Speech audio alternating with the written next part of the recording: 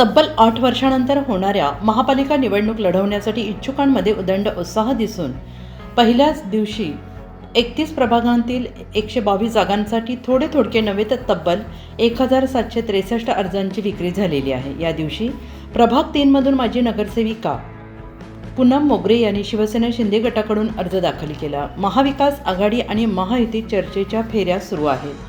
मनसे ठाकरे गटाची आघाडी निश्चित झाल्याचे सांगितले जाते, परंतु कोणाला किती आणि कुठल्या जागा मिळणार याची स्पष्टता आलेली नाही। पक्षीय पातळीवर अखेर काय ठरते याचा विचार न करता इच्छुकांनी अर्ज नेण्याकडे कल ठेवल्याचे चित्र आहे। नाशिक महापालिका निवडणुकीसाठी मंगळवारपासून विभागनिहाय अर्ज विक्री आणि स्वीकारण्याचे काम सुरू झाले। इच्छुक उमेदवारांना कोऱ्या नामनिर्देशन पत्रासाठी 50 रुपये आणि माहिती पुस्तिका 100 रुपयात उपलब्ध करण्यात आली।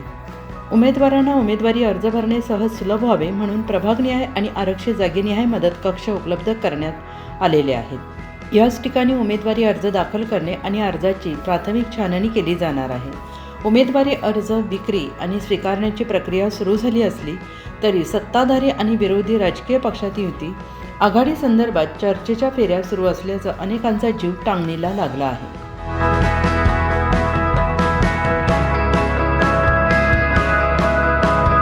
कोविडनंतर जागतिक पर्यटन क्षेत्रात तब्बल 70% वाढ झाली आहे।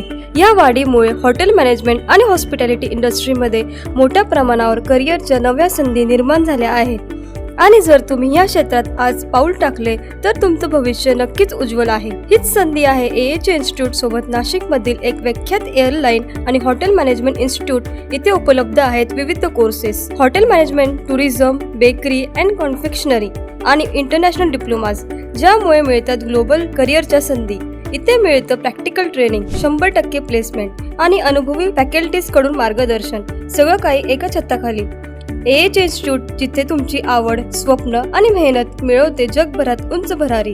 आजच नाव नोंदणी करा आणि सुरू करा तुमच्या करिअरच्या ग्लोबल जर्नी।